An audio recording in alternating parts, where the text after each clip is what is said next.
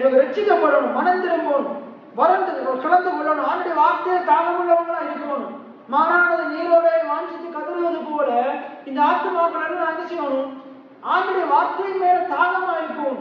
இதுதான் ஒரு ஊழியக்காரனுடைய ஜபம், இதுதான் ஒரு ஊழியக்காரனுடைய விண்ணப்பமா இருக்குது. அப்ப இங்க சொல்றாரு, இஸ்ரவேல் ஜனங்கள் ரட்சிக்கப்பட வேண்டும். அதாவது என்ன? இயேசு அறிந்து கொள்ளணும், இயேசு அறிந்து கொள்ளணும். இன்னும் அவங்க என்ன, மேசியா வருவாரு, மேசியா வந்துட்டாரு, மேசியா தான் இயேசு கிறிஸ்து, அவர் தான் எங்களை விடுவிக்கிறவர்.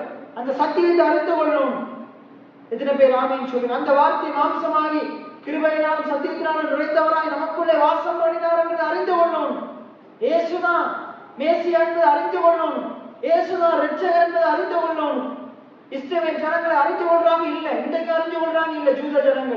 ஜூத ஜனங்கள் இஸ்ரவேல் ஜனங்கள் இயேசுவை ஆண்டவர் இரட்சகர் என்பதை அறிந்து கொள்ளணும். அதுதான் பவுலுடைய விருப்பமா இருக்குது, அதுதான் நம்மளுடைய விருப்பமா இருக்கணும். எத்தனை பேர் ஆமீன் சொல்றீங்க? அப்ப அதான் நம்முடைய ஜெபமா இருக்கணும், அதான் நம்முடைய ஜெபமா இருக்கணும். முதலாவது நம்ம மாறணும், நம்முடைய வீட்டார் மாறணும், அவங்க ரட்சிக்கப்படணும். அதுக்கப்புறம் தான் வெளியாக்கள். ஆண்டவர் ஜூதர்கள் வழியாகத்தான் சுவிசேஷத்தை கொண்டு வந்தார் வெளியில, ரட்சிப்பு ஜூதர் வழியாகத்தான் வருது. அப்ப இங்க சொல்றாரு, அவங்க ரட்சிக்கப்படணும். அதான் அவங்களுடைய விருப்பம், அவங்களுடைய விருப்பமா இருக்குது, விண்ணப்பமா இருக்குது. அப்ப ரட்சிப்பு அப்படின்னா இயேசு அறிந்து கொள்ளணும். ரட்சிப்பு எப்படி வரும்? இயேசு அறிந்து கொள்றதுனால வரும். தேவனை பற்றி அவர்களுக்கு வைராக்கியம் உண்டு என்று அவர்களை குறித்து சாட்சி சொல்ல. ஜூதருக்கு வைராக்கியம் இருக்கலாம், கடவுள் பக்தி இருக்கலாம்.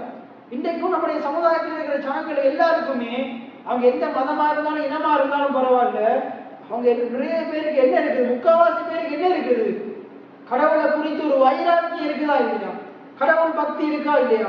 அவங்க இதுதான் உண்மையான கடவுள் என்ற அந்த அறிவு தான் இல்லை. ஆனா அவங்களுக்கு கடவுள் பக்தி இருக்குது, வைராக்கியம் இருக்குது. ஆனா ஆகியம் அது அறிவுக்கேற்ற வைராக்கியம் அல்ல. அது என்ன வைராக்கியம் அல்ல? அறிவுக்கேற்ற வைராக்கியம் இல்லை, ஞானமுள்ள காரியம் அல்ல. அங்க சொல்றது எப்படி என்றால், அவர்கள் தேவநீதியை அறியாமல், அவங்க என்னத்தை அறியலையாம்? என்னத்தை அறியலையாம்? தேவநீதியை அறியலையாம். சுவிசேஷம் சொல்லுகிற தேவநீதியை அறியலையாம். அவங்க என்னத்தை செய்யறாங்களாம்? தங்கள் சுயநீதியை நிலைநிறுத்த தேடுகிறபடினால் தேவநீதிக்கு கீழ்ப்படியாது இருக்கிறார்கள். நான் என்ன செய்யணும் சொல்லுங்க, நான் என்ன செய்யணும் சொல்லுங்க என்று தங்களுடைய சுயநீதியை நிலைநிறுத்த தேடுகிறபடினால் நான் என்ன செய்யணும்? இன்னைக்கு இந்த மதங்கள் மார்க்கங்களை பின்பற்றுகிற ஜனங்கள் அதிகமா பாவிக்கிற வார்த்தை நான் என்ன செய்யணும்.